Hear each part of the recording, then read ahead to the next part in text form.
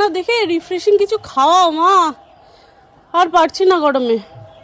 চলো তাহলে অন্য কিছু করা যাক। উফ, যা গরম পড়েছে, এই গরমের হাত থেকে বাঁচতে গেলে খেতে হবে নানা ঠান্ডা পদ। হ্যাঁ, ঠান্ডা বলতে আইসক্রিম নয়, শরীরকে ঠান্ডা রাখে এমন কোনো পদ। আর যদি সেটা হয় বাঙালির ফেভারিট দই, তাহলে তো কোনো কথাই নেই। তো সেই জন্য নিয়ে নিয়েছি ঘরে পাতানো টক মিষ্টির দই, দিয়ে দিচ্ছি একদম চিল্ড ওয়াটার, বরফও জমে গেছিলো। দিয়ে দিচ্ছি একে একে বিট লবণ, চাট মশলা, এমনি লবণ, মিছরি আর জিরের গুঁড়ো, ভাজা জিরের গুঁড়ো। এখানে মিছরি ব্যবহারের রিজন হলো রিফাইন্ড সুগারকে স্কিপ করে দাও, তার বদলে ব্যবহার করো মিছরি বা বাতাসা। তাহলে কি হবে জানো? সাপও মরবে, লাঠিও ভাঙবে না। অর্থাৎ তোমরা মিষ্টির মিষ্টি খেতে পারবে, আবার রিফাইন্ড সুগারের ক্ষতিকারক জিনিসগুলো শরীরে যাবে না।